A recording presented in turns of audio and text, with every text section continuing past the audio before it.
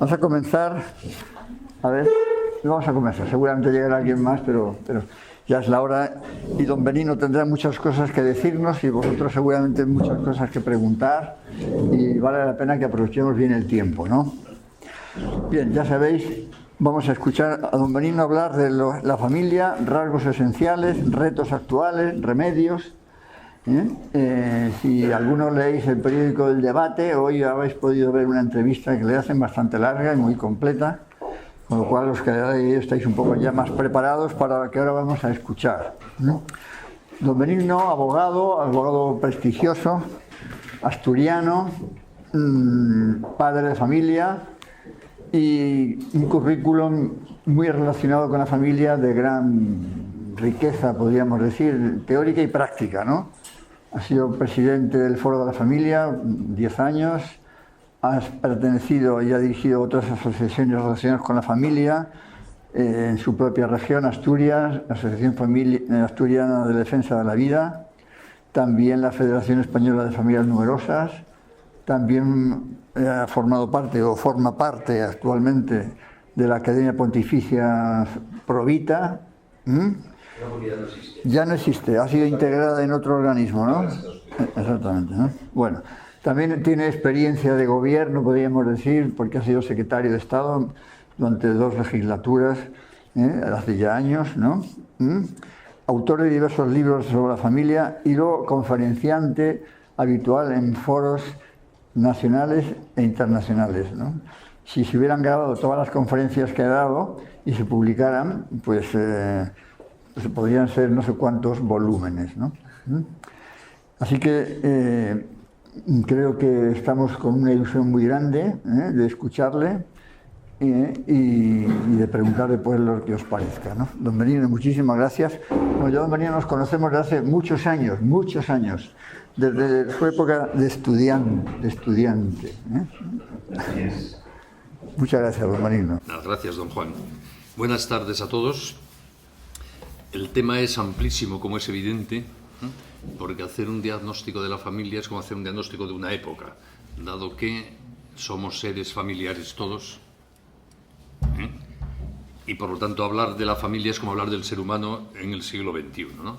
Voy a intentar concentrarme en algunos aspectos y luego, si quieren ustedes, en el debate profundizamos en cualesquiera otras facetas del tema del que estamos hablando. Empezamos por qué es una familia. Lo primero que hay que saber es que la familia no la ha inventado nadie. La familia existe desde que existe el ser humano, porque el ser humano es un ser familiar. Todos tenemos un padre y una madre, podrán ser desconocidos y irresponsables, pero lo tenemos. La inmensa mayoría hacemos o intentamos hacer por lo menos familia, y hablo de la inmensa mayoría de todos los seres humanos a lo largo de toda la historia de la humanidad.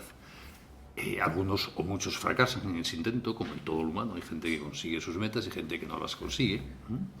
Y por lo tanto, la familia no es más que el ser humano, como somos. Somos seres relacionales. Robinson Crusoe no existe, ni puede existir. Un ser humano aislado, que surja él solo en una isla solitaria y que no conozca a ningún otro ser humano, no puede existir, no se humaniza. De hecho, los pocos casos que conocemos y están estudiados científicamente de los llamados niños lobo, esos niños que desde una edad previa al desarrollo de la razón viven con animales y no con humanos, se demuestra que no llegan a hablar nunca, aunque luego se reintegren a la sociedad de los humanos, porque lo que nos humaniza es el contacto con los demás. Un niño desarrolla la capacidad del habla, que es la manifestación específica de la racionalidad humana, cuando le hablan. Si a un niño pequeño no se le habla, no llega nunca a hablar. Por eso, ese carácter familiar del ser humano es que va... Insisto, no cabe concebir un ser humano sin familia, en el fondo, ¿no? Da la casualidad de que los seres humanos formamos parte de una especie que es binaria. Y este es un dato relevante para entender este carácter familiar, ¿no? Es decir, lo humano se da en masculino y en femenino y solo en masculino y en femenino. El ser humano en abstracto no sexuado no existe. No es que exista un humano asexuado que con el tiempo llegue a convertirse en hombre o en mujer. La humanidad solo se da en femenino o en masculino. Todos los miembros de la especie humana somos XX o XY. Y luego puede haber malformaciones de eso, como en todo lo humano, por supuesto. Pero, digamos, nuestro carácter sexual es constitutivo y esencial. Y además en masculino o en femenino, repito. Esto demuestra que la sexualidad humana es constitutiva conceptualmente y biográficamente del ser humano. Yo soy un varón de la especie humana desde que era un cigoto de una célula y lo seré hasta que me muera porque no puedo ser otra cosa. Y mi mujer es una hembra de la especie humana desde que era un cigoto de una célula hasta que se muera porque no puede ser otra cosa. Otra cosa distinta, que luego hablaremos de ello, es qué hacemos con eso que somos, la libertad. Pero es simplemente a partir de lo que somos. Y luego vemos qué podemos hacer con eso que somos, ¿no? Entonces todos los humanos somos hombres o mujeres. Por lo tanto, la feminidad y la masculinidad nos constituyen, es lo que somos. No solo tenemos sexo o lo practicamos, sino que lo somos. Y no solo cuando practicamos sexo o cuando amamos, sino siempre y en todo, porque no podemos hacerlo de otra manera. Yo, por supuesto, amo como varón, practico el sexo como varón, pero también rezo como varón, y pienso como varón, y miro como varón, y siento como varón, porque no puedo hacerlo de otra manera porque soy un varón. Y lo mismo se puede decir de una chica, todo en chica. Por lo tanto, la sexualidad es algo importantísimo, no es algo que tengamos, algo que se active de vez en cuando, es lo que somos. La especie humana no tiene periodos de celo, precisamente por eso, porque a diferencia de los animales no racionales que tienen un sexo que define hasta su conducta solo en la época de celo, fuera de ella el toro y la vaca pastan en la pradera exactamente igual, los seres humanos no, estamos como somos nuestra sexualidad en masculino y en femenino, eso se manifiesta todas las horas de todos los días del año, de todos los años de nuestra vida. Y da la casualidad de que esa sexualidad específicamente humana que nos define y es esencial conceptualmente, se da en dos modalidades, que son femenino y masculino, que tienen mucho que ver entre sí. Y estoy dando datos de hechos sin más, no hago ni concepciones morales, ni por supuesto religiosas, ni nada. Es lo que vería un marciano que venga a la Tierra a hacer un informe sobre la especie humana. Miraría un poco y diría, chicos, chicas, tal. Lo mismo que estoy diciendo yo, porque es evidente por otra parte, ¿no? Y como les decía, cuando se mira un poco más a fondo ese carácter dual o binario de la sexualidad humana, se ve que el carácter femenino o masculino no solo nos aportan información sobre la mujer en cuanto mujer y sobre el hombre en cuanto hombre, sino que nos aporta mucha información sobre cómo se pueden interrelacionar el hombre y la mujer, el macho y la hembra. Porque da la casualidad de que lo masculino y lo femenino son complementarios. Chico-chica, pene-vagina, espermatozoide, óvulo, niño. Esto es un dato de hecho. El pene encaja en la vagina, se puede meter en otros sitios, pero donde encaja bien es en la vagina. Y además, esa interrelación pene-vagina es la única forma natural de poder ser padres y madres de que surja la vida. Eso es un dato, de hecho. Por eso cuando la gente dice, ¿qué sentido tiene la sexualidad? Evidentemente, la posibilidad de ser padres o madres. Que es obvio. Luego está la libertad que te permite hacer otras cosas, por supuesto. Pero la sexualidad humana constitutiva permite un sistema de interrelación entre el femenino y el masculino, que es la única manera de dar vida. Pues eso es la familia. Le pusimos un nombre que es el de familia, podemos haberlo llamado Capricornio. Pero a chico, chica, niño, chico, chica, potencial niño, lo hemos llamado históricamente familia, porque es un dato, de hecho, de la historia humana. Por eso les decía al principio que la familia no la inventó nadie. Y eso no lo cambian ni las ideologías, ni la política, ni nuestros vicios particulares. Eso es una forma de ser los seres humanos. ¿Cuáles son los rasgos esenciales de la familia? Esto, cómo somos los humanos, que somos seres familiares. Relacionales en familia potencial, por lo menos. Luego está la libertad. Hay gente, por ejemplo, que decide no fundar una familia. Pues estupendo, es su libertad. Un cura, por ejemplo.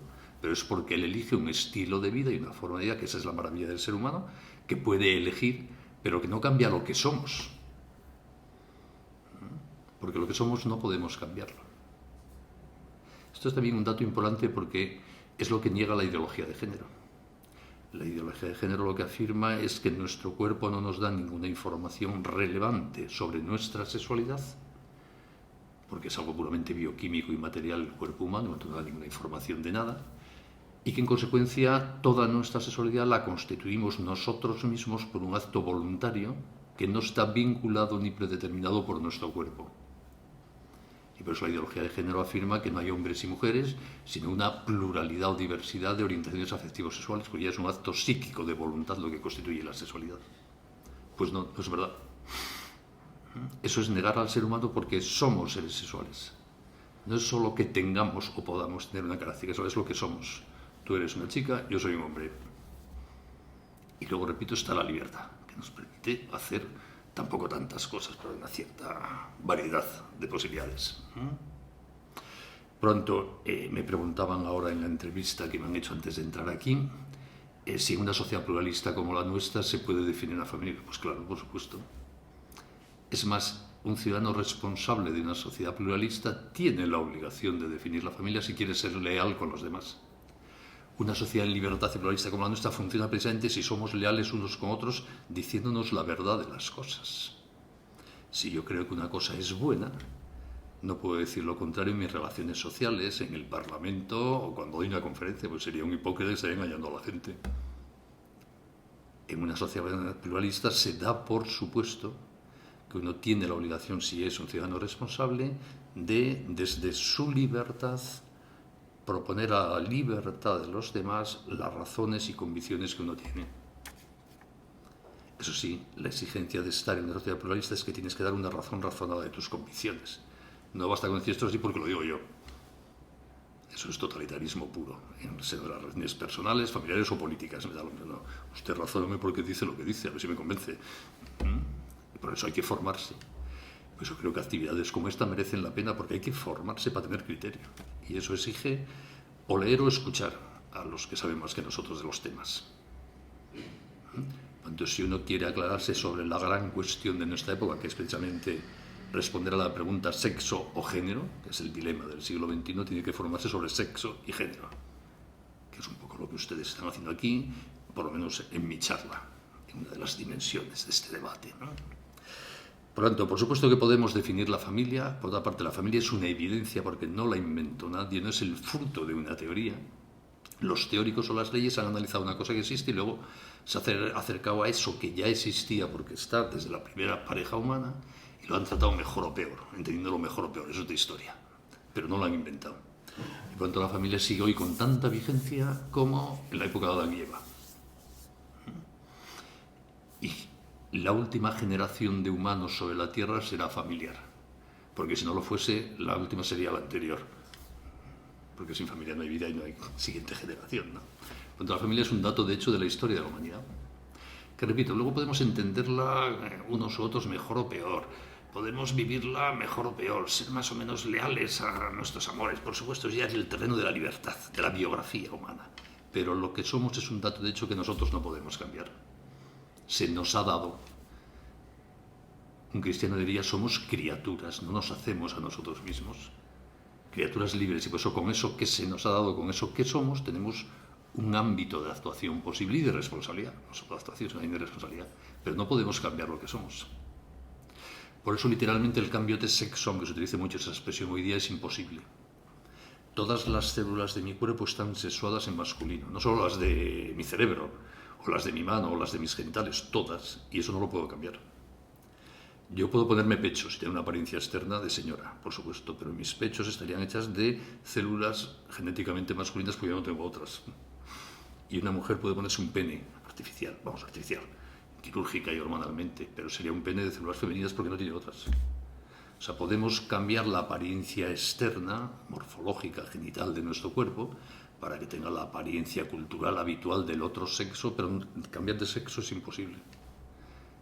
Porque sería cambiar lo que somos, pues es que no es algo que tengamos, yo puedo cambiar lo que tengo.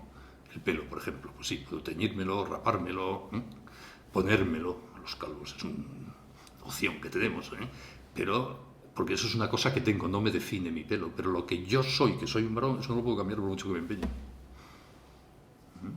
Bien, pues yo creo que si ustedes entienden esto, ya tienen la clave intelectual para resolver todos los problemas que tienen que ver con la familia, las leyes familiares, la educación en el hogar, los debates políticos o filosóficos sobre el género, porque el problema es este, es un problema de hecho, es reconocer la realidad como es y punto. Entonces, ¿por qué la familia es tan interesante en la historia de la humanidad, aparte de ser un dato de hecho? Pues porque es socialmente muy eficaz.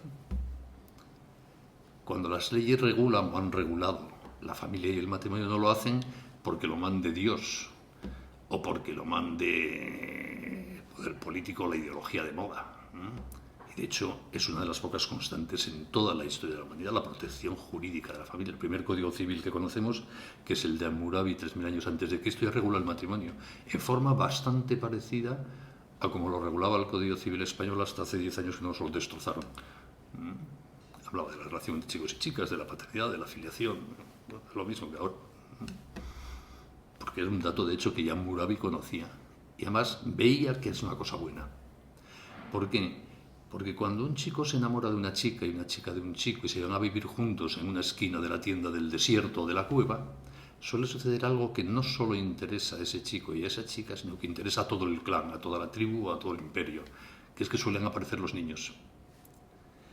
Y el que surjan niños es de interés público, porque es lo que da la continuación al clan, a la tribu, al imperio. Y por esto se ha protegido la familia y el matrimonio, no por una razón moral, sino porque aporta algo esencial para la continuidad de la sociedad. No siempre y en todo, en el humano nunca nada se da siempre y en todo.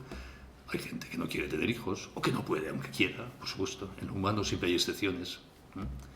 Pero normalmente, y las leyes humanas se hacen para lo que suele suceder normalmente, del amor comprometido y vivencial entre un chico y una chica surge la vida. Y eso es lo que se protege. Cuando se ha regulado el matrimonio a lo largo de la historia, como la unión entre un hombre y una mujer, no es para rechazar ni menospreciar a los homosexuales. Es porque como se está protegiendo la fuente de la vida y para que nazcan niños hace falta un niño y una niña, pues se protege eso. No es despreciar a nadie ni nada, es proteger lo que merece la pena. Y luego sabemos que se pueden adoptar niños o robarlos en la tribu de Alá, bien, como en humano siempre hoy día fabricarlos en laboratorio. Pero una vez más vamos a lo normal, a lo que suele suceder, que es lo que se puede regular en las leyes, ¿no? Cuando se protege el matrimonio porque es el origen de la vida, no por otra cosa.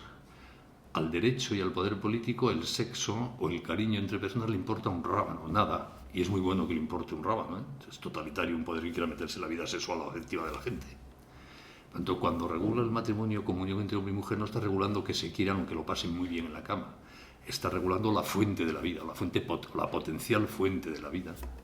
Y pues el matrimonio es la unión entre un hombre y una mujer. ¿Podemos jugar con las palabras y llegar al matrimonio a otras cosas? Pues sí. Entonces ya no sabemos de qué estamos hablando. Decía un antiguo fiscal del Tribunal Supremo Español, hoy día magistrado, porque ha pasado de fiscal a magistrado del Tribunal Supremo, que si los niños, en vez de nacer como todos sabemos que naciesen en las huertas, no sería necesario regular en el Código Civil el matrimonio, porque el matrimonio sería una cosa privada y subjetiva, y habría que regular las huertas, que es donde se da lo importante, que son los niños. Y regular las huertas en ese caso no es despreciar el desierto o las rocas, es que donde hacen los niños es la huerta, vamos a regular eso, ¿qué vamos a hacer? ¿Se entiende?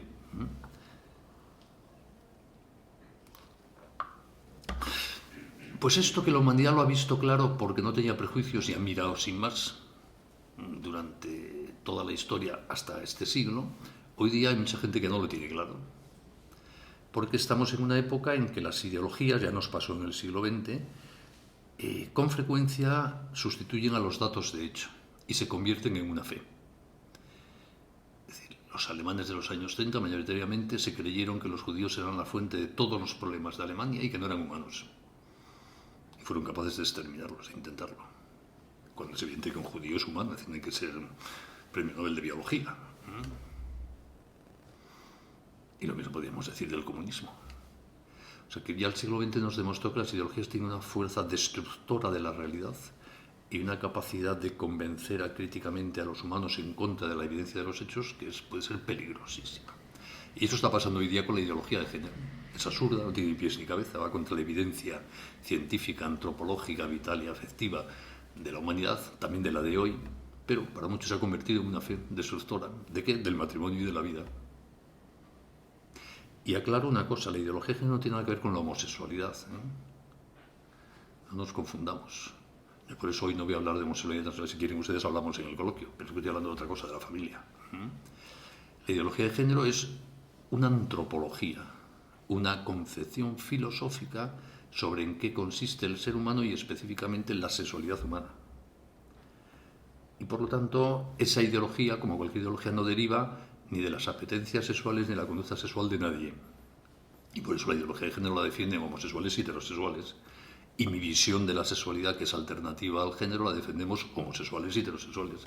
Porque no tiene nada que ver con ser homosexual o heterosexual, es otra cosa. Estamos hablando de ideas, de antropología. La ideología de género es un inmenso error. No entiende que somos sexuados. Es absurdo, pero es así. Y le niega en consecuencia toda trascendencia a ese dato de hecho que niega y no entiende. ¿Por qué me preocupa a mí la ideología de género? Precisamente porque es un error. Y cuando los seres humanos nos equivocamos sobre nosotros mismos, nos metemos en líos. La historia lo demuestra también.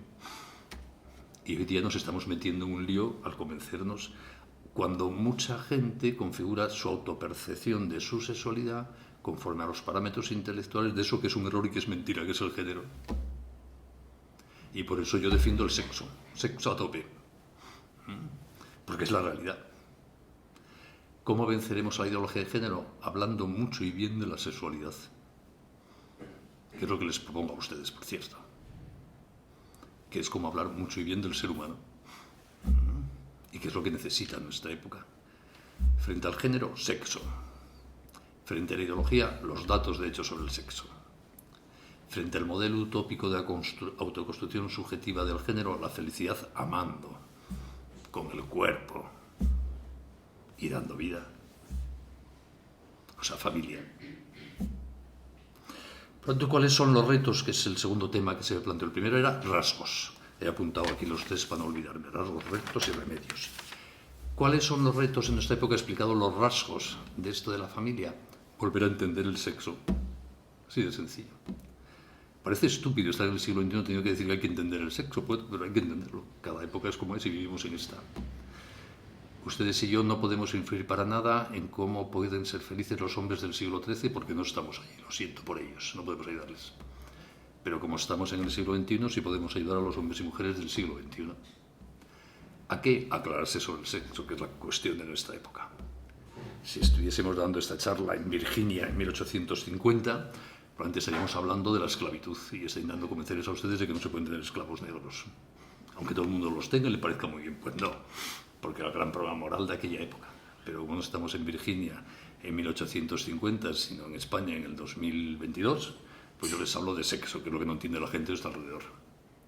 Y lo que me gustaría que ustedes entiendan y se enamoren del sexo, porque así van a ser felices. No por otra cosa, no es una cuestión de lucubraciones teóricas o disquisiciones intelectuales o políticas. Es que quien se aclara sobre sí mismo, y en la especie humana eso implica aclararse sobre su sexualidad, tiene el GPS de la felicidad. Tiene las reglas de juego, sabe a dónde hay que ir. Y el que no se aclara sobre su sexualidad no lo tiene y así es más difícil. Se puede llegar a ser feliz, pero es más difícil. Sin GPS puedes llegar a algún sitio, pero más complicado que con él. Yo la ciudad que más caótica he conocido en mi vida es Lima. No sé si hay aquí algún peruano. Yo en Lima con GPS llegaba a los sitios, que ya me parece un milagro. Pues sí, con GPS llegas. Porque incluso cuando te equivocas, el GPS te redirecciona. Por eso que hay que tener muy claro hoy día para aclararse en la vida, en Lima y aquí, esta verdad del dato de hecho del sexo, que no es solo genital y biológico. El ser humano es plurifactorial, tenemos capas, somos gente compleja, somos hormonas y neuronas y emociones y sentimientos y razón cognitiva y relación. Y todo eso está sexuado. Cuando hablo de sexo no hablo solo de los genitales y de qué hacer con ellos, hablo de todo, porque el ser humano está sexuado íntegro, hasta su alma está sexuada. Porque no tenemos una cosa espiritual y vaporosa que se junta al cuerpo. Nuestra alma está corporalizada y nuestro cuerpo espiritualizado. Y por tanto el alma está sexuada también. No sé si los teólogos estarán de acuerdo, pero es así.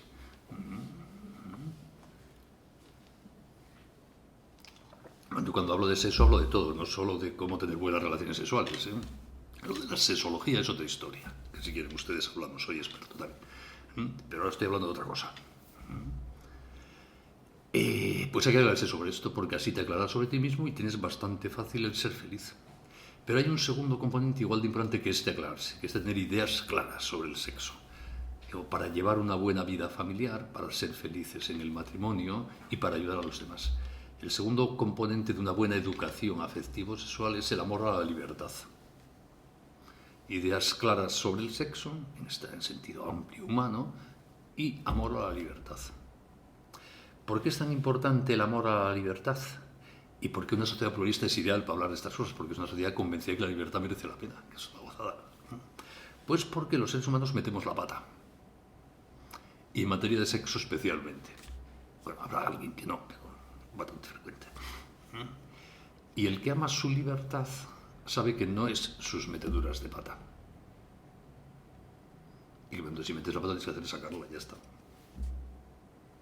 Precisamente porque somos libres, no somos nuestros errores.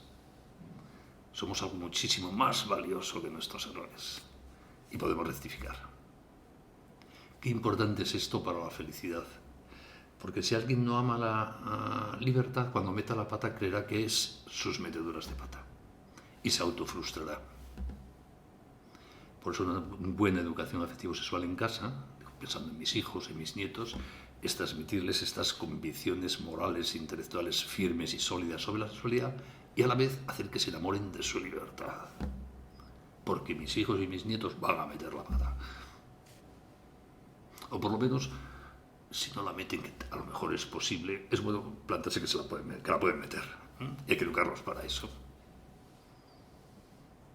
Qué importante es amar la libertad para poder tener una vida plena. Porque así lo que haces bueno se incorpora a tu vida, a tu forma de ser. Y lo que haces malo lo dejas tirado pidiendo perdón. Y ya está. Con lo cual siempre ganas. Es una gozada. Y esto es gracias a que somos libres. Por lo tanto, para afrontar la batalla de educar en materia afectivo-sexual o para afrontar la batalla de vivir una vida de amor basada en la sexualidad, hay que amar profundamente la libertad. Que incluye que el otro y tú metéis la pata de vez en cuando. Pues sí. Si esto no lo tenemos claro, nos ponemos cargas artificiales que dificultan el camino hacia la libertad. El género no defiende la libertad la defendemos nosotros. Porque como sabemos lo que somos, sabemos que podemos rectificar. Porque ¿cuál es el requisito para rectificar? Saber que has metido la pata. Si la metes sin saber que la has metido, no puedes rectificar. Por eso el tener criterios claros te permite saber cuándo metes la pata y cuándo no. Y cuándo tienes que rectificar y cuándo no. Con estas dos cosas uno está preparado para cualquier cosa que se le plantee en la vida. Que metes la pata, rectifica. Que no la metes, bendito seas. Ya está. Con ustedes estoy diciéndoles cosas elementales y sencillísimas, ya me perdonarán. Pero me parece que en nuestra época exige que recordemos cosas elementales y de sentido común evidente. Porque no sé si lo han pensado ustedes alguna vez, pero es muy difícil explicar lo evidente y sencillo. Lo fácil es explicar lo complicado. Es cuestión de amontonar argumentos, datos, silogismos y eso está chupado. Pero explicar lo evidente es muy complicado. Hagan ustedes, si no, el ejercicio de ponerse ante un espejo e intenten explicarle a su propia imagen que el todo es mayor que la parte. Es complicadísimo porque es evidente. Pero explicarlo es muy difícil. Y hoy día en nuestra época exige que expliquemos cosas evidentes, que hay chicos, que hay chicas. Y como es evidente no es fácil de explicar, ¿eh? Y por eso yo estoy intentando ante ustedes argumentar lo evidente de una forma que permita razonar esto que es evidente, que no es tan fácil. Puede parecer que sale así muy espontáneo, pero no, es verdad. Exige dar muchas vueltas a las cosas para ver cómo se dicen. ¿Qué reto tiene nuestra época? Que nos enamoremos de la libertad y de nuestra naturaleza, de lo que somos, de la sexualidad. Las políticas, las leyes ya llegarán.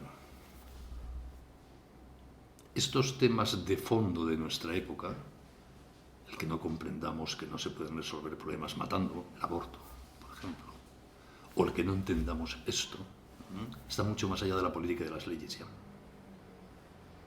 La solución, la superación de estos problemas no vendrá de la política y de las leyes porque no puede venir. Yo he sido político bastantes años y me encanta la política y no me arrepiento lo más mínimo y soy abogado, vivo de las leyes, y por eso también sé que son muy limitados los poderes de la política y de la ley. Especialmente la política permite hacer muy fácilmente el mal, pero se queda muy corta cuando uno intenta hacer el bien. ¿Por qué? Porque en el fondo corromper a un tío está facilísimo y hacerles antes es muy complicado. Cuando con todo el poder corromper a alguien está facilísimo. En cambio, generar en alguien esa dinámica de enamoramiento del bien que se convierte en un proyecto de vida, que te lleva a superar tus propios errores y al que te mantienes leal siempre, eso no se consigue desde el boletín oficial del Estado, lo siento. Por eso yo cuando me preguntan a veces qué pido a los políticos, que nos dejen en paz, sin más ya. Que intenten arreglar mis problemas, que me dejen en paz, que no me los compliquen. Por ejemplo, en educación, déjenme educar a mis hijos, ya no pido más, déjenme en paz, que yo pueda educar a mis hijos. Me gustaría poder pedir más, pero tal como están las cosas, yo creo que con que me dejasen en paz ya ganaríamos bastante. Por lo tanto, la política es una maravilla, si alguno tiene vocación política le animo, se puede hacer mucho bien, aunque solo sea para ocupar los sitios desde los que otros hacen mal, con que no se haga ese mal ya se ha hecho bien, y si sin algo puedes aportar también, ¿no? Pero estos temas de que estamos hablando, repito, están más allá de la política y de las leyes. Se arreglarán con la capacidad de influencia que tenemos unos seres humanos en otros. Todos somos importantísimos, aunque nunca vayamos a pasar a los libros de historia. Somos importantísimos porque miramos a los ojos y queremos a mucha gente. Nuestros hijos, nuestros amigos, nuestras mujeres, nuestros esposos, nuestros padres, nuestros abuelos, nuestros nietos, nuestros compañeros de trabajo. A lo largo de la vida van acumulándose muchas relaciones humanas. Y toda la gente a la que quieres puedes influir en ella. De hecho, influyes, aunque no te lo propongas. Pero si además te lo propones y pones medios, influyes más. ¿De qué manera se influye en la gente que nos rodea en los importantes? Pues a través de dos sentidos que tenemos todos los humanos, que es la vista y el oído. La gente nos ve. Y hay una característica de todos los seres humanos que la tenemos todos, como la sexualidad, que es que todos queremos ser felices. No existe un humano que no quiera ser feliz. Hasta el suicida quiere ser feliz e intenta el suicidio porque no lo consigue, pero lo que quisiera es ser feliz. Esto ya lo descubrió Aristóteles y en este dato fundamentó toda su ética, ¿no? Porque es un dato muy relevante. Y por lo tanto, como todos queremos ser felices, nos atrae la gente feliz, aunque no lo pensemos, pero nos atrae. Si a ti te ven los que te quieren felices, querrán ser como tú. Aunque no lo piensen, me da lo mismo. Porque querrán ser felices como eres tú. Y si te ven amargado, no querrán ser como tú, porque nadie quiere ser un amargado. Por lo tanto, si tú llevas una vida que te permite ser feliz y se nota, aunque metas la pata, que como eres libre puedes rectificar y ya está, tu vida, tu modelo de vida será muy atractivo. No será tumbativo, no es que vayas por la calle sonriendo y todo el mundo se ponga de rodillas y te diga quiero ser como tú. Pero en la interrelación de la vida y con el tiempo, la gente querrá imitarte. ¿Cómo convenceremos a nuestra sociedad de que merece la pena la lealtad a los propios amores, dar vida, si nos ven felices haciendo eso? Es evidente, vamos. Por eso cuando nos casamos asumimos una responsabilidad inmensa. Nos casamos porque queremos a esta chica, vamos, en el caso de los hombres, ¿no? Porque queremos acostarnos con ella, además. Pero vamos a hacer algo que tiene una trascendencia inmensa si somos leales a eso que hemos comprometido. Porque estaremos demostrando a los que nos rodean que así se puede ser muy feliz, amando y dejándose amar. Mis hijos creerán en el matrimonio y querrán comprometerse en el matrimonio si nos han visto a mi mujer y a mí ser felices queriéndonos, como es lógico. Y los niños que no tienen la suerte de ver a papá y a mamá porque ha habido rupturas o muerte, siendo felices, pues les costará mucho entender eso. Por eso los que se casan y rompen el matrimonio, no juzgo a nadie en particular porque la vida es muy complicada, pero como fenómeno sociológico, en una época en que hay muchísimas rupturas matrimoniales, estamos impidiendo que la siguiente generación pueda encandilarse con este ideal de vida porque no lo ven. Si alguien ve en los que quiere que el matrimonio viene seguido del dolor y de la ruptura y de nuevos intentos y nuevos dolores, nuevas rupturas, no le va a apetecer vivir así, como es lógico. Porque él quiere ser feliz. Por eso si ustedes van a afrontar una aventura, o la están afrontando ya, el matrimonio tiene una inmensa responsabilidad con esa con la que te has comprometido y con toda la sociedad, con toda la gente que os mira, que os ve, aunque no os mire. Y si tenéis hijos, mucho más con ellos. Por tanto, el reto y el remedio para nuestra época es gente leal a sus propios amores, sin miedo a amar con compromiso y para siempre, y con capacidad de dar vida y querer esa vida que surge y dejarse querer por esa persona con la que te has casado y por esos hijos que has alumbrado. Y dejarse querer es dedicar tiempo y atención y preocuparte y estar disponible. Pues también exige su esfuerzo dejarse querer, ¿eh? No es solo pasivo. Eso es lo que necesita en esta época. Y cuando la mayoría volvamos a vivir así, ya las leyes reflejarán eso y ya los políticos dirán lo mismo. Las revoluciones del siglo XXI no se van a hacer como las del siglo XIX, desde arriba para abajo. Se van a hacer de abajo para arriba. No tenemos que hacerlas nosotros, la gente normal y corriente, los que no somos importantes. No somos importantes, pero sí lo somos para esos que tenemos cerca, en los que podemos influir. Nadie cambia sus ideas viendo la tele o leyendo el boletín oficial del Estado o escuchando un debate en el Parlamento. Tú formas y cambias sus convicciones viendo y rozándote con vidas humanas que te importan y a las que les importas. Pronto, la primera forma de resolver la crisis familiar, los retos que nos plantea la ideología de género, el maltrato injusto que las leyes hacen hoy día a la familia y a la vida, es que tú y yo seamos leales a nuestros amores.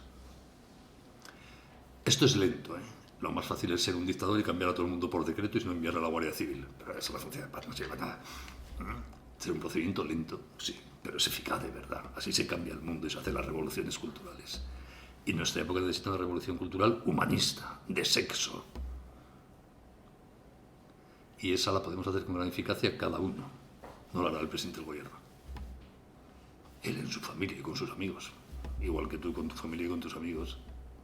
Cuando todos somos muy importantes y además tenemos que asumir la responsabilidad de ser agentes activos de la gran revolución cultural que necesita nuestra época, que es volver a enamorarse del sexo y de todo lo que implica el sexo para este carácter relacional, familiar, afectivo, generador de vida, que nos constituye, que es lo que somos. Y por lo tanto todos podemos hacer esto. Nadie puede decir que esto no sabe hacerlo, no es verdad. Por lo tanto, lo primero es dar testimonio con esa vida, pero luego hay un segundo poder, una segunda forma de influencia, a través del oído. Porque los seres humanos en general oímos también. Y por lo tanto nosotros cada vez que hablamos entramos en el interior de la cabeza y el corazón de quien nos escucha. Vaya poder meterte en la cabeza y el corazón de la gente que tienes cerca. Porque este poder es más eficaz cuanto más cerca estás. Tú puedes hablar en televisión y la gente ni te escucha. Cuando hablas mirando a los ojos a alguien que te quiere, amigo, familiar, cónyuge, entonces influyes, te metes mucho más adentro. Por lo tanto, el poder de la palabra es el poder más inmenso que tenemos los seres humanos. Más que ser presidente de gobierno, que es una tontería, en términos de poder. Y no quito valor a la política, repito, pero como no veo ninguna cara de ministro aquí, no voy a poner el acento en el valor de la política, sino en lo ordinario de la vida de todos, ¿no? Cada vez que habláis, estáis dentro del corazón y la cabeza de la gente a la que le habláis y con capacidad de reformatear lo que hay ahí además. De poner cosas en el interior de esa cabeza y de ese corazón. Vaya poder. Pronto, si hablamos bien de las cosas buenas, hacemos buenos a los que nos escuchan, porque estamos poniendo el bien dentro de ellos. Eso sí que es poder. Esa es una gran responsabilidad de los padres de familia, porque hablamos con nuestros hijos. Si usamos el poder de hablar para hablar bien de las cosas buenas, vamos haciendo buenos a los que tenemos cerca. Tampoco es un poder tumbativo, porque nuestra palabra no es transformadora como la de Dios. Pero bueno, haciendo algo. Y además he dicho hablar bien de las cosas buenas, no mal de las cosas malas, que eso no sirve para casi nada. A veces hay que hacerlo para formar también, pero lo eficaz es hablar bien de las cosas buenas. Porque el bien es mucho más atractivo que el mal. El mal puede ser más seductor en el regate en el corto plazo, eso sí, pero el bien es muchísimo más atractivo.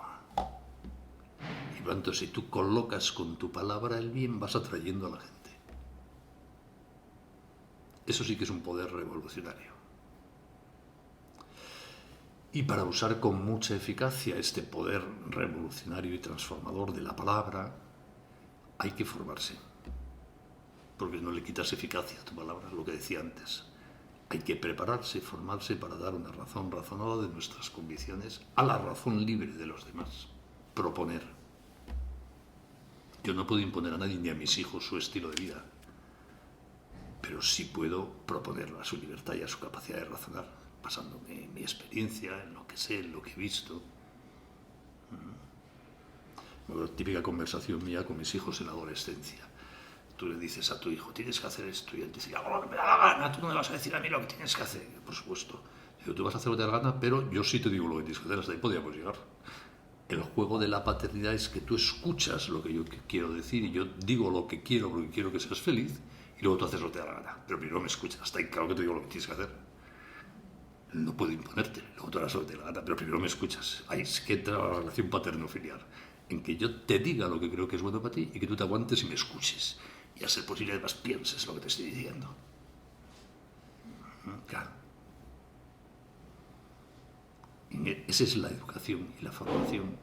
Y si tus hijos ven más o menos que tú lo que dices es lo que intentas vivir, pues eso va arraigando con mucha fuerza en su conciencia. Por eso el poder de la familia es revolucionario en materia de educación. Porque si los niños ven desde muy pequeñitos en casa que hay coherencia entre la palabra y la vida y ven felicidad, eso arraiga que no hay quien lo quite de ahí. Luego vendrán las turbulencias de la vida, los despistes, pero acabará reapareciendo otra vez. Pues un componente de esta preocupación por los que queremos es la paciencia también. Porque los seres humanos maduramos con el tiempo. Nuestra vida es biográfica, es otra característica como la sexualidad de los seres humanos. Somos seres cronológicos, biográficos. Y por lo tanto, todo lo humano tiene que madurar en el tiempo. No puedes esperar que tu hijo, tu novio, tu marido, tu mujer sean santos mañana, ni pasado mañana, ni el año que viene, por cierto. Entonces, ¿cómo van a morir? ¿Cuánta paciencia? Es acompañar un proceso larguísimo en el tiempo. Eso es querer. Estar acompañando y estando disponible para el otro siempre, hasta la muerte de uno de los dos. Y sabiendo que los resultados no suelen ser inmediatos y que tenemos formas de ser, nuestro carácter, nuestra personalidad, nuestro temperamento, que moriremos con el que tenemos. Podemos ir modulándolos si queremos hacia el bien, pero moriremos como somos. El que es nervioso morirá nervioso. Y el que es un tranquilo de narices morirá tranquilo de narices. Si no hay momento de decir, bueno, a los 85 años ya voy a ser perfecto, que no, tío. Podrás ser un poquito mejor si te esfuerzas en ellos, pero...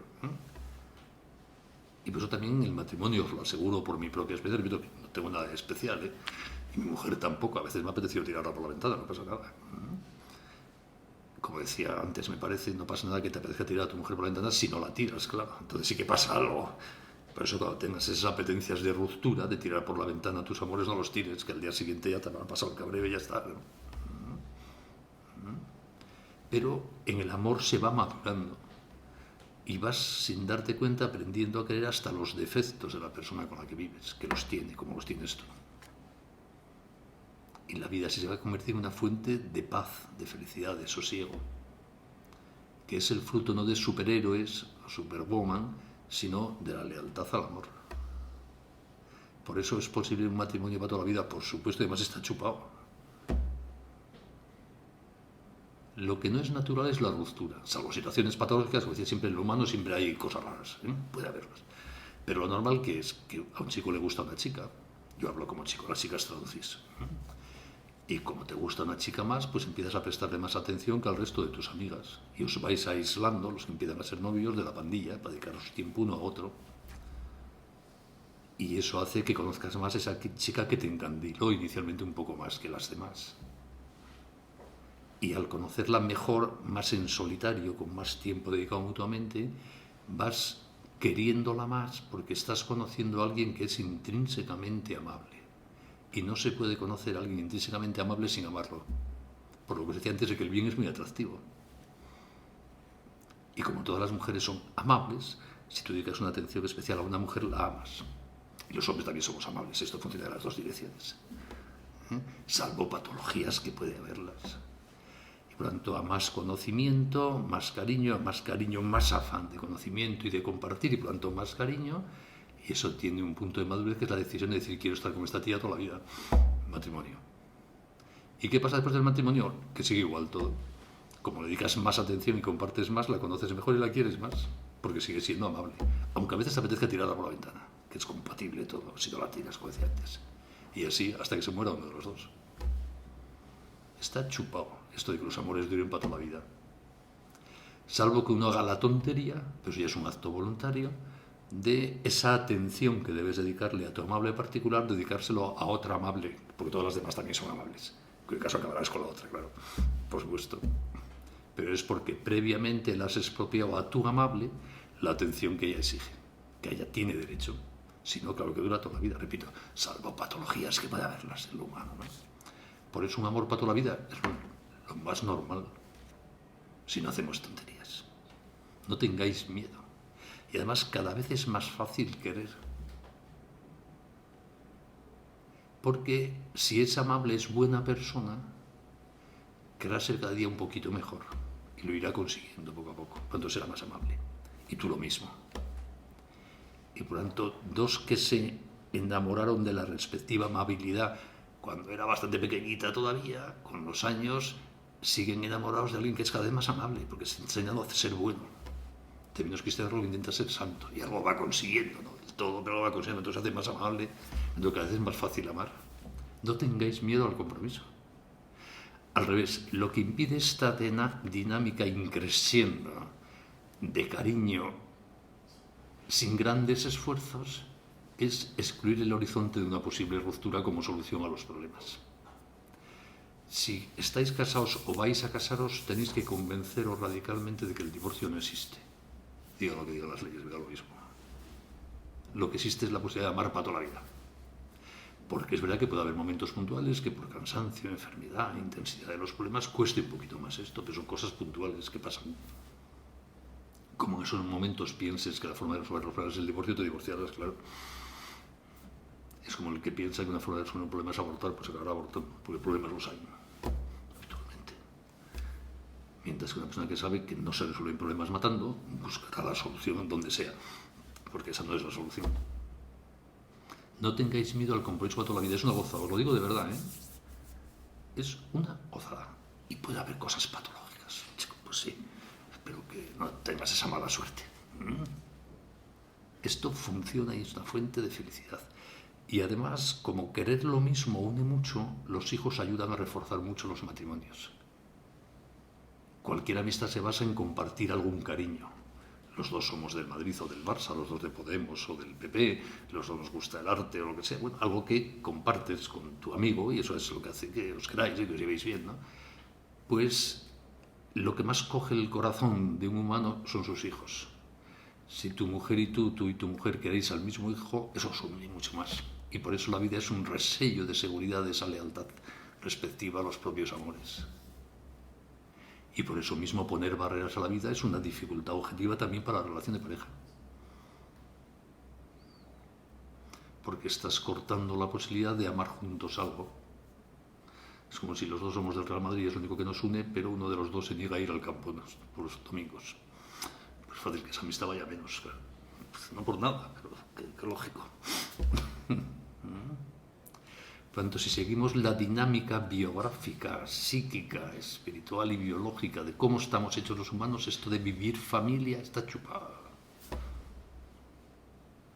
Y este es el remedio, no las leyes, que ya llegarán. Necesitamos gente responsable de sus amores, de los frutos de sus amores y, en consecuencia, exhibiendo ese estilo de vida y la felicidad que genera, mostrando a la sociedad a través del testimonio de cómo se nos ve y de la palabra explicando cómo vivimos y por qué vivimos así, podemos ser agentes activos de esta revolución cultural pro familia y pro vida que es la que necesita el siglo XXI. Pues este es el gran reto del siglo XXI. El XXII tendrá otro, igual es peor, no lo sé. Pero eso es lo que nos toca a nosotros. El gran dilema de nuestra época es sexo o género, vida o no. Y repito, todos, por poco importantes que nos consideramos, por premiosos que seamos, por poco exigentes con nosotros mismos, por pecadores que seamos, somos agentes activos, queramos o no queramos, de cómo viven los que nos rodean. Y si además queremos ayudarles, seremos mucho más activos. Y eso está al alcance de todo el mundo. Y yo es lo que os propongo. Ser muy felices queriéndoos, y así además seréis poderes revolucionarios en esta sociedad que merece la pena. Pues muchísimas gracias por vuestra atención.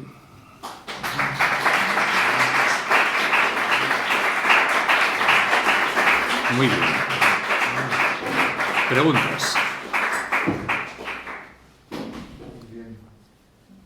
Tenemos tiempo para unas preguntas. O críticas, también podéis criticarme si queréis. O críticas, que también pueden criticarme si quieren. Muchas gracias por la conferencia. Yo tenía dos preguntas, una más genérica, más general, otra más específica.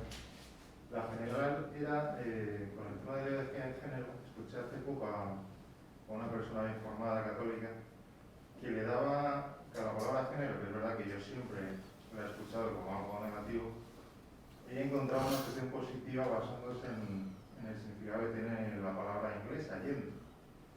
No lo desarrolló, pero se me quedó ahí como la duda de ver si podía decirnos algo al respecto.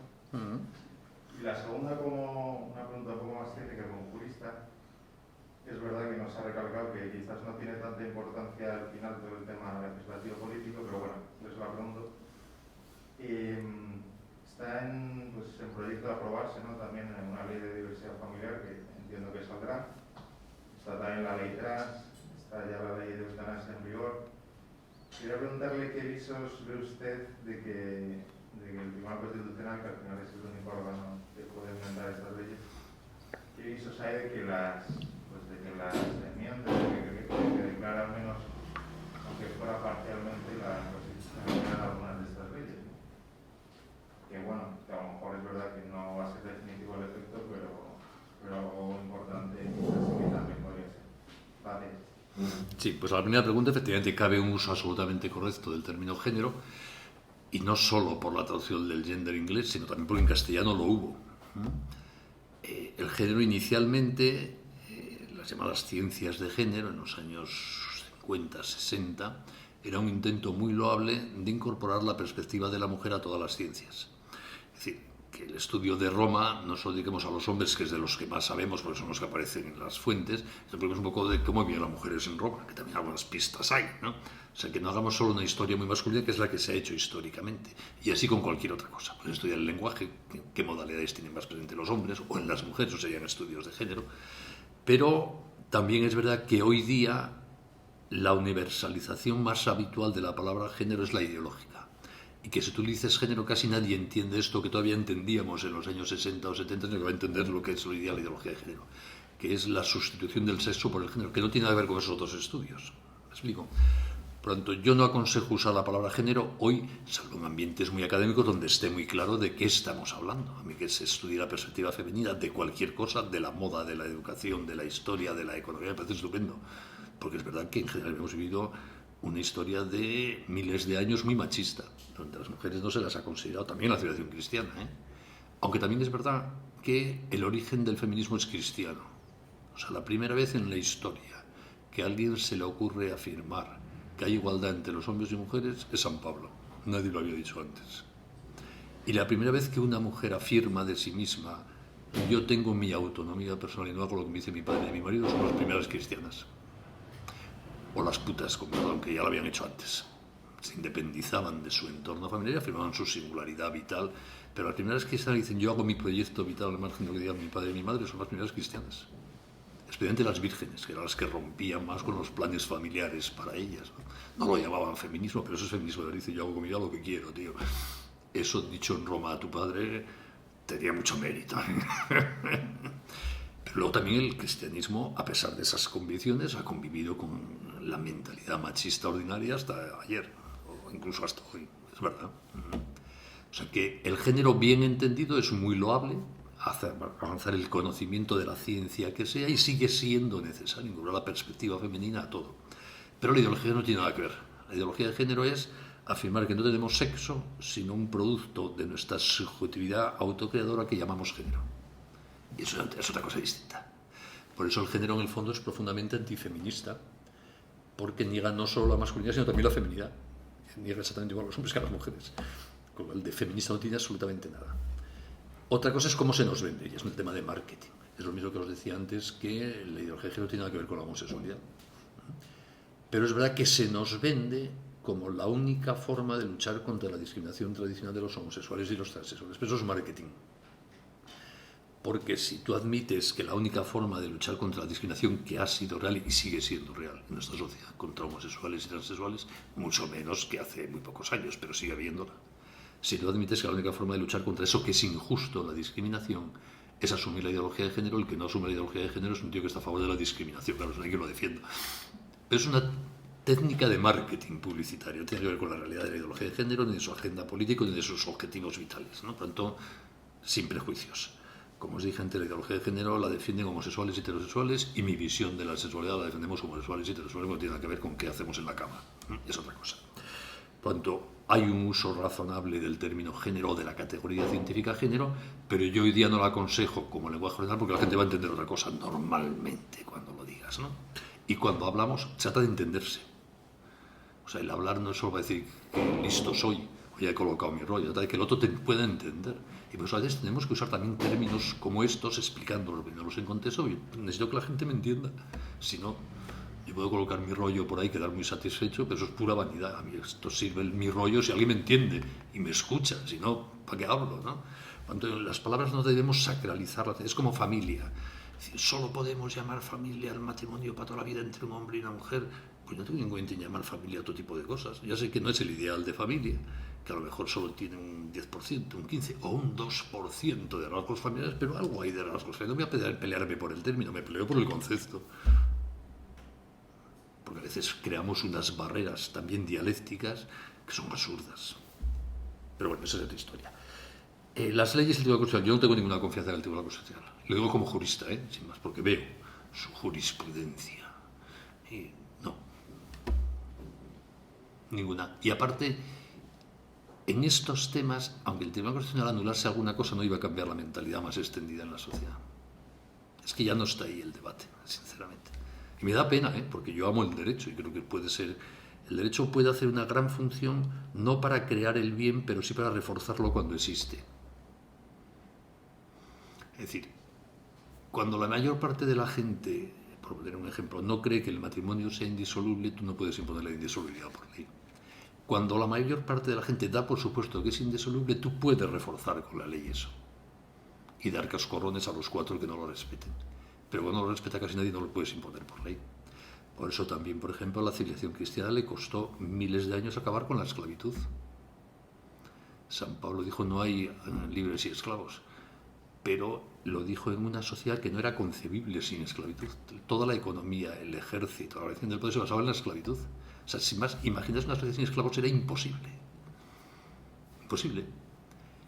Y por eso primero hubo que empezar lo que San Pablo le dice en la carta a Filemón. Dice: mira, tú empiezas por tratar a tu Onésimo como si no fuese tu esclavo, sino tu hermano. Y tu Onésimo trata a tu Filemón no como a un amo, sino como un hermano. Y cuando muchos esclavos empezaron a llevarse como hermanos con su amo y muchos amos empezaron a llevarse como hermanos con sus esclavos, empezó a ir alumbrándose poco a poco cómo organizar la sociedad de otra manera. Y fueron cambiando poco a poco las mentalidades. Pues eso es lo que hay que hacer hoy día. Y luego, para eso yo en el Tribunal Constitucional lo que veo es una arbitrariedad cada vez más política y menos jurídica. La sentencia, por ejemplo, sobre la ley del llamado matrimonio homosexual es paradigmática de pura política. Hay otras sentencias que son jurídicas, aunque yo discrepe de ella, porque el derecho no es una ciencia exacta, es un terreno de opiniones. Pero hay sentencias que están razonadas en derecho, aunque yo no lo comparta, y hay sentencias como la del matrimonio homosexual que no está razonada en derecho. Luego se enfrentaban a una constitución que decía: reconozco el matrimonio como unión entre hombre y mujer. Es difícil decir que es constitucional meter a otros en el matrimonio. Entonces, ¿qué hicieron? Decir: no, según las encuestas de opinión, y cita en la propia sentencia muchas encuestas, y lo que se ve en algún otro país, claramente el concepto de matrimonio ha ido cambiando. Por lo tanto, al leer la Constitución ya no podemos leerla como los autores que la hicieron. Hoy día en la conciencia colectiva, también es, en la conciencia colectiva hay de todo, como es lógico, ¿no? Parece que la gente ya entiende que también la unión de dos hombres o mujeres es matrimonio, y por lo tanto hay que interpretar la Constitución en el sentido y tal. Entonces llega a dar para acabar fallando a favor de la constitucionalidad de esa ley, llega a dar una nueva definición constitucional de matrimonio que es de risa pública. No es literal, porque no me acuerdo, pero vamos, casi, Dice: por lo tanto, en nuestra Constitución el matrimonio es la unión de cualesquiera dos adultos que establecen entre sí una relación de igualdad con derechos similares del uno con el otro, para los fines que libremente pactan. De hecho, uno de los magistrados veterinarios en el voto particular contra esa sentencia llega a decir, mire, con esa eficacia de matrimonio mi relación con mi nieto es un matrimonio también. Que ahí cabe ya todo, pues sí. Si diluyes tanto todos los rasgos de la definición que no lo reconoce nadie, pues cabe ya todo, efectivamente, sí.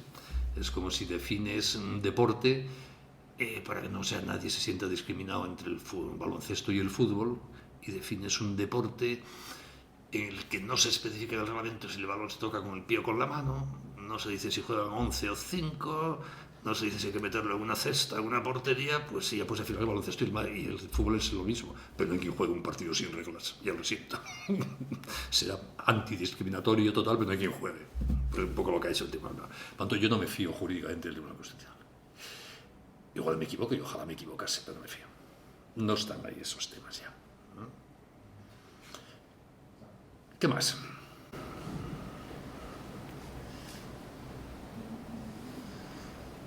Ya les he cansado suficientemente a todos.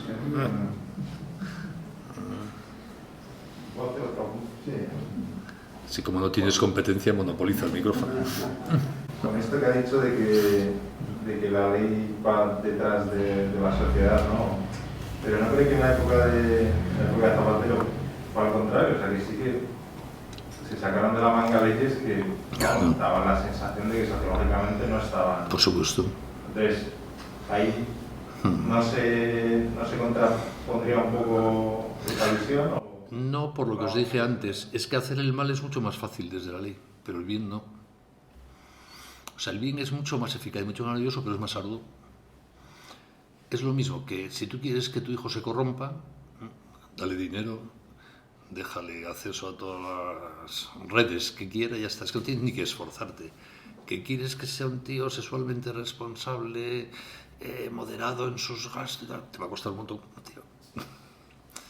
Entonces, hacer el mal desde el poder, incluso contra la opinión pública, es la interfaz. Tiene un coste electoral, hipotéticamente, que es lo que juegan un poco los políticos, ¿no? Yo hago esto, sé que esa ley va a ir cambiando la forma de pensar de la gente, a lo mejor aunque ahora tenga rechazo, cuando lleguen las elecciones ya el rechazo no está nada, o me la juego, pero el bien no se puede conseguir así. Hay la misma dinámica del rechazo, de me la juego o no me la juego, pero no tiene esa eficacia transformadora. Las leyes tienen, aparte de su eficacia normativa, generada de derechos y obligaciones, tienen una eficacia pedagógica. Van haciendo que la gente se acostumbre al nivel de exigencia moral de la ley. Sobre todo, esa eficacia pedagógica es mucho más fácil cuando se rebaja el nivel de exigencia, no cuando se eleva. Cuando se eleva es más difícil, la eficacia pedagógica disminuye. Como es mucho más fácil que tu hijo salga contento de casa si le das miles de euros cada fin de semana, que si le dices, mira, tienes 5 euros, administrativos para toda la semana. En el primer caso saldrá encantado y dirá, papá es maravilloso, y en el segundo, pues mejor no escuchar lo que dice de su padre. Pues sí, la vida es así.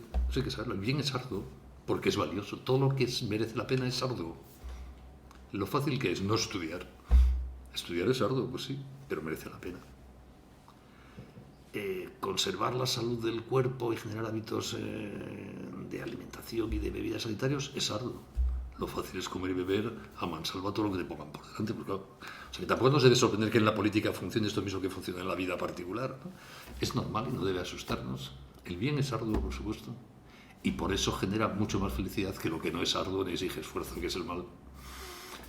Entonces juegas en el corto plazo de la satisfacción inmediata, que te lleva a no implicarte en nada arduo y dices en el futuro que pase lo que sea, no estudio y si me muero de hambre o en el paro pues ya me moriré, pero me importa un rábano. Pues es una opción vital. Me voy a follar todo el fin de semana donde sea y no me esfuerzo en querer y educar mi cuerpo para amar, pues es una opción vital, sí. Ahora no construirás a medio plazo también un proyecto vital que merezca la pena, pero también es una opción, claro. Ese es el terreno de la libertad precisamente. Y por eso, como lo arduo y bueno en el fondo es una manifestación de esperanza y confianza en el futuro, hay que verlo. ¿Cómo se hace más fácil eso arduo? Viendo los frutos. Que tú no puedes verlos en tu vida, pues estás empezando ese camino. Entonces, si ves en otros esos frutos, pues hombre, te da más confianza. La gente en nuestro alrededor necesita mucha esperanza.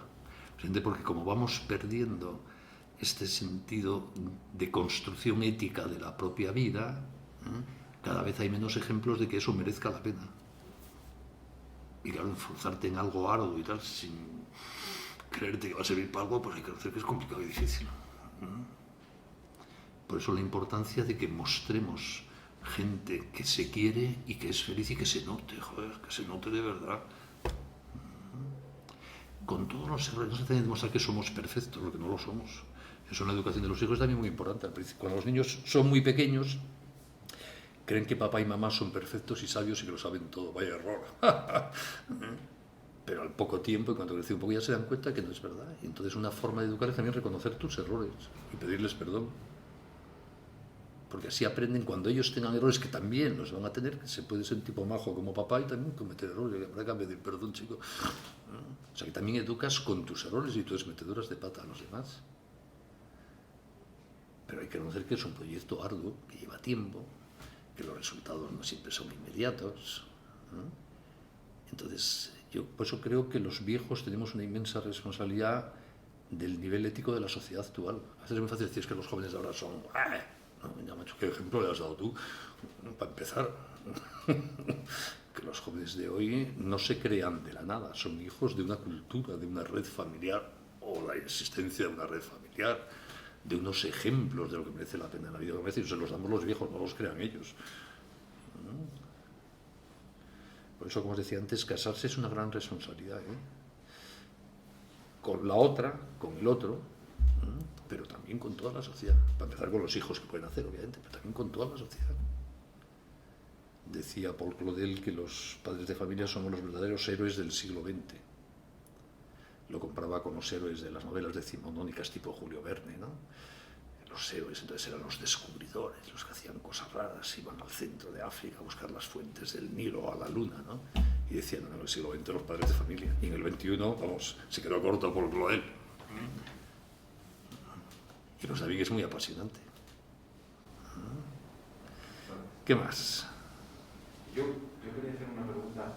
En la entrevista, ventajas del directo, usted ha comentado lo que ha dicho aquí de que ni las leyes ni tal van a triunfar, influyen tanto en la sociedad como se cree, y ha dado el mensaje de que usted no cree que estas leyes vayan a cambiar la sociedad, de lo cual hay que agradecerlo mucho. Sí. Espero que acierte. Siendo eso así, y yo creo que todos conocemos a alguna persona homosexual, pero yo personalmente no, y no creo que haya un ambiente de una preocupación por el tema trans ni nada por el estilo. Y la gente sigue ese esquema natural de yo soy un hombre y me gustan las mujeres y encauzo ese gusto debidamente y tal. ¿Por qué tiene tanto éxito ese debate de los medios de comunicación cuando yo creo que en la calle la inmensa mayoría de la gente pues lleva esa vida normal que usted decía? Es un tema complejo y polifacético. Daba para una conferencia el mismo, así como a grandes rasgos, ¿no? O sea, para empezar hay que saber que la homosexualidad ha existido siempre, como la transexualidad. Basta leer el Génesis, no hay que ir tampoco a las fuentes babilonias, que también encuentras lo mismo. La homosexualidad es algo que forma parte de la especie humana, como tantas otras cosas. En segundo lugar, no sabemos por qué hay homosexuales. Porque, curiosamente, la sexualidad es algo evidente, pero es muy desconocida para nosotros todavía, y esto es bueno saberlo. Porque la sexualidad no está entre las piernas, está aquí. Con lo que hay aquí reacciona a lo que hay entre las piernas, pero la sexualidad está aquí. Y el cerebro humano sigue siendo lo más desconocido del universo para nosotros. Están avanzando las neurociencias mucho, pero sabemos más de los agujeros negros que de nuestro cerebro todavía. Y como la sexualidad está en el cerebro, sabemos muy poquito de ella. ¿Hay niños que desde muy pequeñitos se sienten atraídos por otros niños? Sí. Y sin ningún componente sexual en el sentido genital, porque todavía no hay. Y sí, no sabemos por qué. ¿Y hay niños con disforia de género a los 5 años? Sí. Y no tenemos ni idea de por qué. Disforia de género es lo que ahora se suele llamar transexualidad en lenguaje vulgar, ¿no? O sea, chicos que se perciben como chicas o chicas que se perciben como chicos y tienen un problema de identidad muy serio. Y no tenemos ni idea. Y por eso la sociedad ha sido muy injusta, también la cristiana, históricamente, con homosexuales y transexuales, porque hemos dado por supuesto, yo hablo así colectivamente, ¿no? Hemos dado por supuesto que es que era gente malísima, que adrede iban contra la naturaleza. Pues a lo mejor sí, pero a lo mejor no. Habrá casos de todo. Gracias a Dios el avance de las neurociencias nos permite empezar ya a intuir por qué se producen esas cosas. Porque en el fondo la sexualización del cerebro, perdón, algunos sois médicos, parece, si digo alguna tontería, corregirme, ¿no?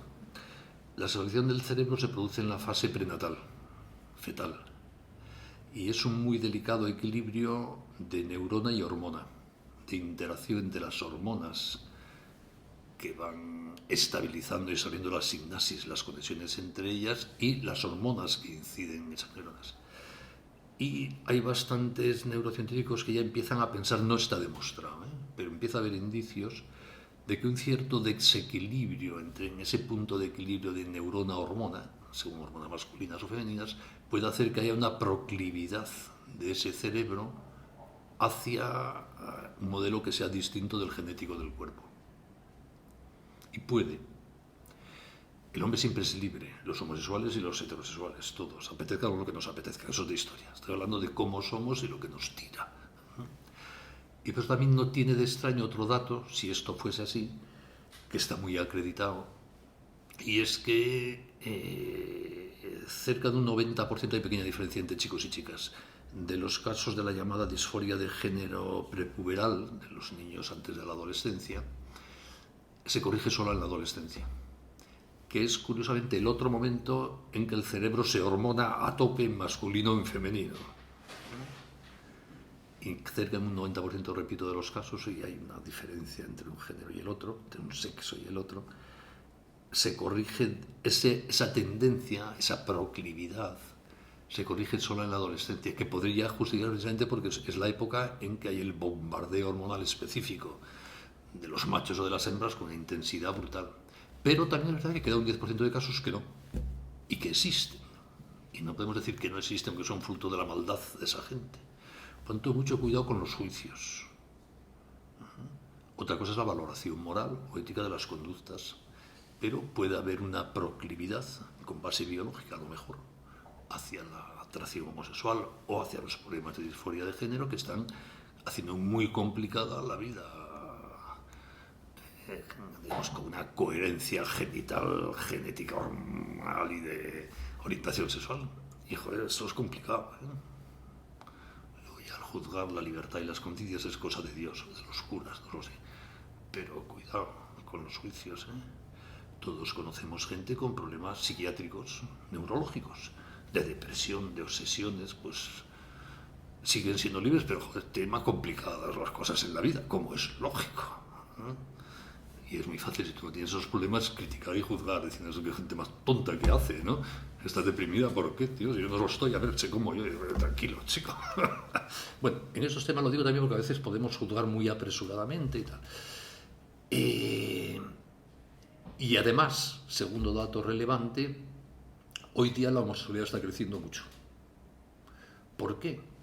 Porque estamos derribando, por el peso de la ideología de género, de la función pedagógica, de las leyes, etcétera, las barreras que toda una civilización durante miles de años ha construido para reforzar la tendencia a la identidad género-sexo, y la estamos diluyendo. Estamos diluyendo en los niños, adrede, haciendo un lavado de cerebro, por decirlo así. Entonces, si a los niños les animamos a experimentar de todo, lo verán como más normal, y lo que se experimenta puede gustar.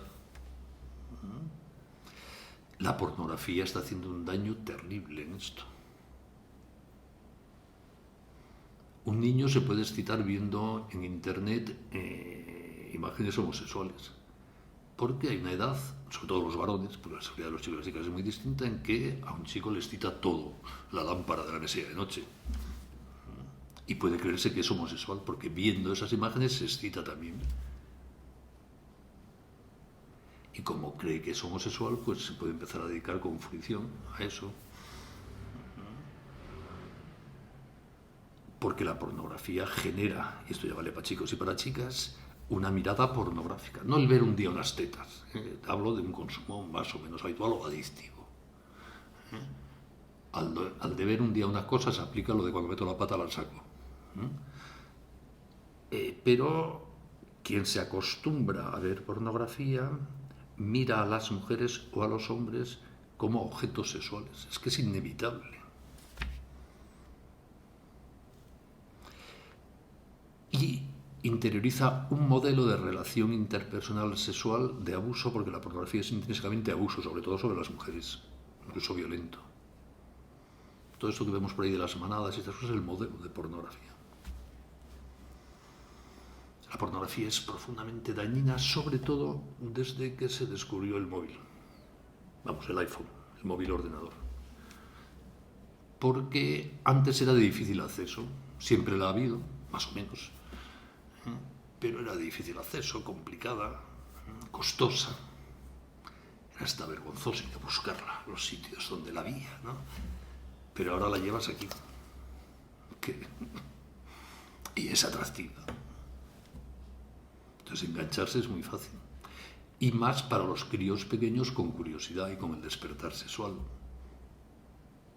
La pornografía está haciendo un daño, está detrás de la mayor parte de las rupturas matrimoniales que yo conozco. Genera en los chicos, sobre todo, un modelo. Los chicos son más sensibles a la pornografía que las chicas, porque a los hombres el sexo nos entra por los ojos y a las mujeres por el corazón. A todos nos influye todo, pero digamos, claramente es lo que es la feronoma para provocar la berrea de los ciervos, es el ojito mirando cuerpo de mujer para los hombres. Por eso es tan importante también que las mujeres nos ayudéis, no poniendo mucho que mirar cerca, ¿me entendéis? Porque somos humanos, ¿qué le vamos a hacer?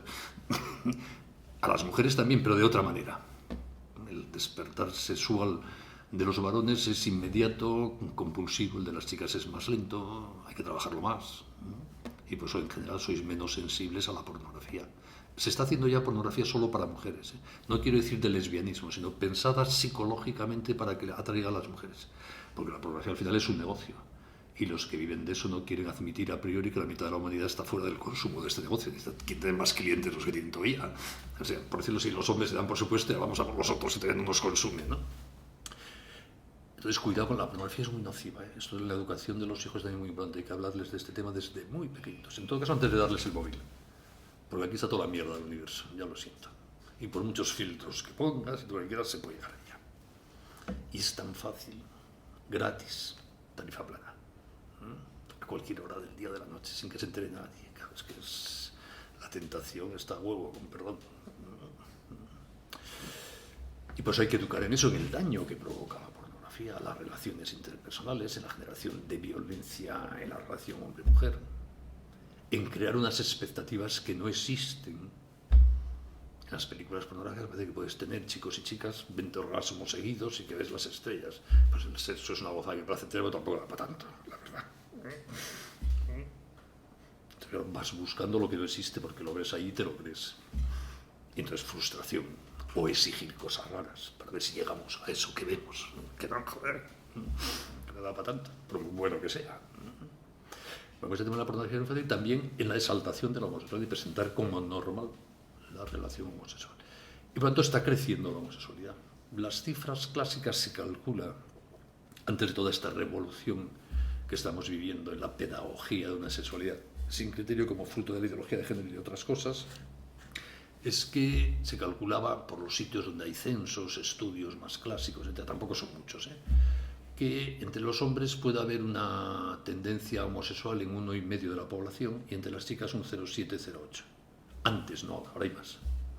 También, ¿qué es homosexual? Es un tío que un día ha mirado no sé qué, un tío que un día ha hecho no sé qué, o es el que lo hace habitualmente, que también las barreras ahí tampoco son fáciles de definir, Que hacer las estadísticas, pues es un tío, pues, un día podría hacer una burrada, pues mira, es como un tío se emborracha un día, no puede decir que sea borracho, es que habitualmente consume. Que también esas definiciones a veces, a efectos estadísticos, habría que precisar de qué hablamos, ¿no?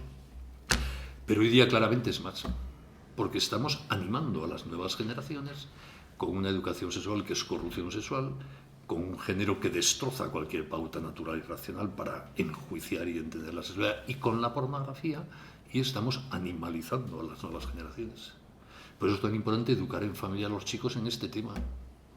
Si hace unos años los padres de familia no hablaban con sus hijos de sexualidad, hacían muy mal, pero bueno, la sociedad educaba en lo básico, que hay chicos, que hay chicas y tal. Hoy día no. Hoy día la sociedad corrompe.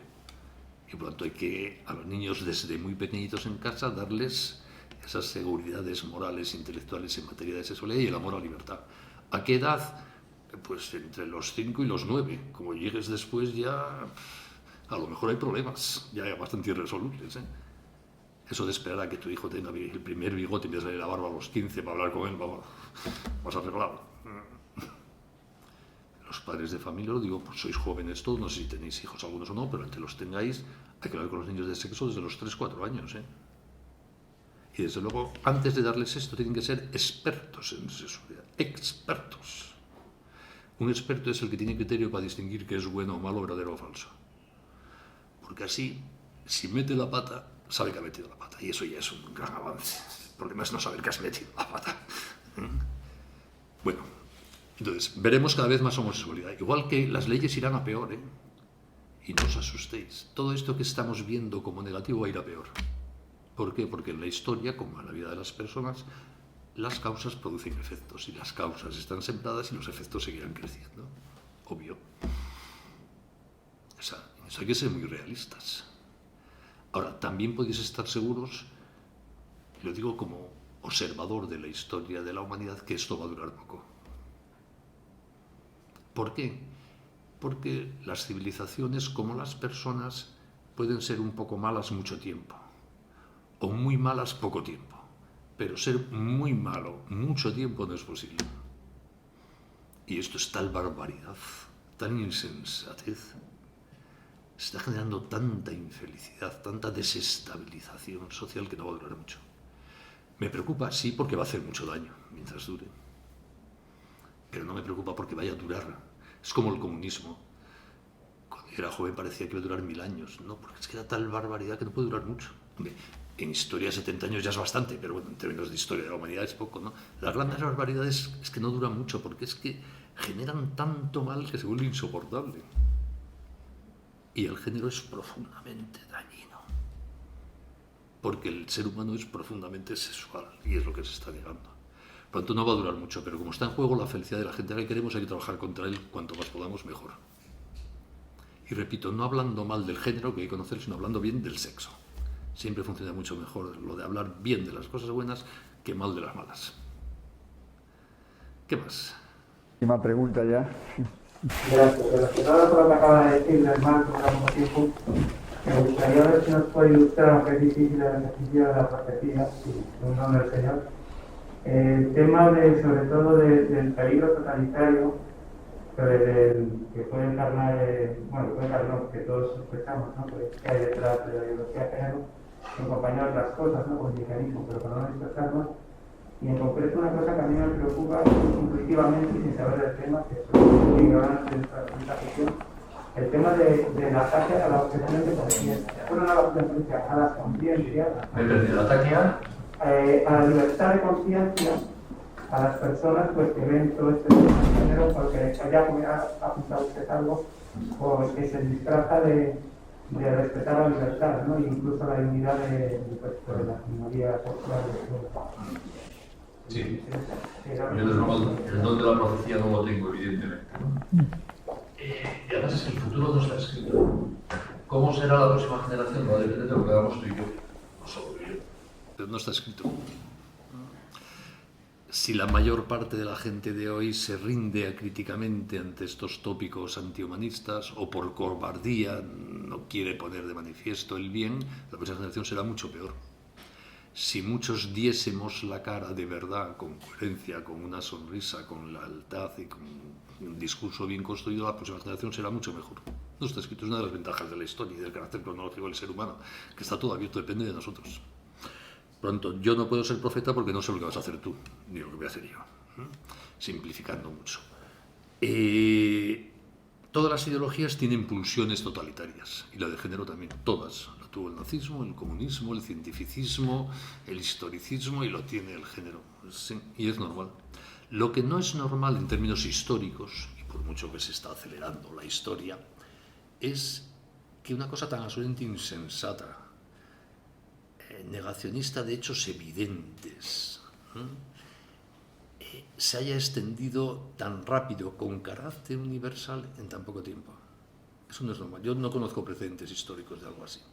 Durante las revoluciones culturales, para bien o para mal en la historia, hay que trabajárselas unas décadas, unos siglos. Y reconocemos todo eso, esto se está acelerando, pero tanto. Es decir, que yo soy mayor, pero tampoco tan viejo. La palabra matrimonio homosexual yo no la he escuchado hasta hace unos 15 años. No la haya escuchado. Es decir, por estar presente en la calle, o 20 si queréis, un poquito. La palabra género, en este sentido ideológico. Pues, viendo, por ejemplo, el magisterio de los papas católicos, Juan Pablo II no lo usó jamás, porque en su época no se usaba en ese sentido. Se opuso a lo que representa la ideología de género, pero ni siquiera llamarla así, porque no se sabía lo que era. Benedicto XVI ya ha hablado unas cuantas veces, y Francisco muchísimas, porque es un fenómeno que se está convirtiendo en aceleradísimo. El aborto cuando yo era joven, el aborto cuando yo era niña.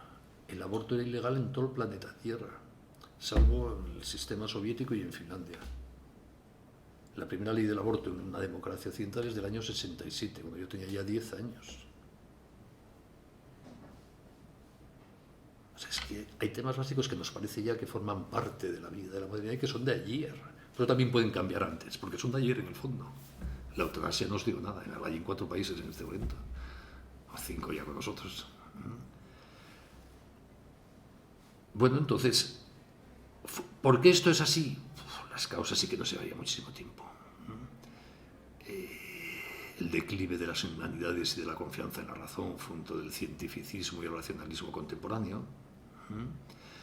La pérdida de vigencia de las religiones humanistas. Los católicos también tienen culpa de cómo está el mundo. No en vano la extensión de la revolución sexual, de la elección del aborto, etcétera, se produce en la época de la gran crisis de la Iglesia Católica, después del Vaticano II. Porque la conciencia moral, lo que sostenía las convicciones morales de una parte de la humanidad occidental, de la democrática precisamente, pues la conciencia se apagó y se iba a mirarse el ombligo, y bueno, simplificando mucho, ¿no? Y claro, el cuerpo animado por eso fue enfermando. Pues examinar las causas de todo esto es complicado y exige mucho tiempo. Yo tampoco sabría hacerlo en profundidad, ¿no? Pero la rapidez con la que el planeta entero, los poderes políticos, la ONU, las GAFA, Google, Facebook, Apple, Amazon, los bancos, todo el mundo está comprando esta barbaridad, eso sí que no logro entenderlo. No es normal. Pero eso también indica que es endeble. También he leído un trabajo que publicó Le Monde ayer, muy interesante, analizando la crisis de la izquierda en Francia. Hay elecciones, como sabéis, a finales de este año presidenciales, ¿no? Entonces se pregunta Le Monde, que es más bien de izquierdas, es decir, ¿qué nos está pasando para que la hegemonía cultural que ha tenido la izquierda consolidada desde hace 60 años aquí se esté perdiendo? Y decía, entre otras cosas, y repito que es un periódico adalid de todas las posturas tradicionales de la izquierda, que la izquierda, habla de la francesa prácticamente, pero hace juicios que se extienden a toda Europa y a Estados Unidos, ha abandonado su causa tradicional, que es el proletariado, para dedicarse a minorías, ecologistas, trans, gays, etc., ¿no? Y que eso le ha hecho ir desconectando del pueblo real, lo que decíamos antes, pues sigue siendo minoría todo ese mundo, aunque va creciendo, ¿no? Y a la vez, ese mundo, los colectivos, como dice Le Monde, ecologistas, trans, etcétera, están cogiendo tal fuerza que van a una velocidad que se están separando de la gente. Son muy visibles, con mucha fuerza, precisamente ese carácter de locomotora sin el peso del vagón de arrastrar a la sociedad detrás está haciendo que te separes de la sociedad. Que es un signo positivo. Eso es como si uno mira a los cristianos en Roma en la época de Diocleciano, la peor persecución, la más intensa, la con más víctimas, que más tiempo duró, todo el imperio romano, hasta el punto que parecía que la Iglesia Católica iba a desaparecer. El siguiente emperador después de Diocleciano fue Constantino, que legalizó el cristianismo. O sea, cuando miró en términos históricos parecía que todo se iba a la mierda ya definitivamente, se estaba labrando por detrás, porque ese poder político ya no arrastraba a la sociedad romana, el triunfo de lo que perseguía. O sea, también estas cosas. Nos falta muchas veces perspectiva histórica a todos, ¿no? Por eso hay que trabajar con mucha esperanza, con mucha confianza en que defendemos el bien porque queremos a la gente, queremos que sean felices, no por imponer nada en especial. Y a la vez, y creo que este es un rasgo que merece la pena resaltar, sin obsesionarse con el mal. ninguno de vosotros ni yo somos responsables del mal en el mundo. Eso es Dios, que lo arregle Él. Tú haz el bien que puedas. El balance histórico del mal en el planeta del siglo XXI que se encargue Dios. Tú encárgate de los tuyos, de los que tienes cerca, que seguro que puedes hacer más de lo que haces. Nos vamos, que es muy tarde.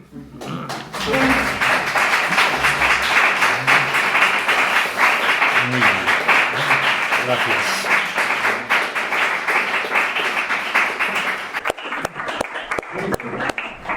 Muy bien, pues os recuerdo que el próximo viernes tenemos también conferencia de Rosa Corazón, experta en temas de derecho matrimonial. Por tanto, el tema de nuevo va a ser el matrimonio, las crisis, las causas, un poco como un complemento de lo que hoy hemos visto, ¿no? Rosa se dedica a estos temas, tiene mucha experiencia práctica de crisis matrimoniales, de nulidades y también de arreglos, cuando hay voluntad de quererse arreglar el matrimonio, ¿no? Próximo viernes, 7:30.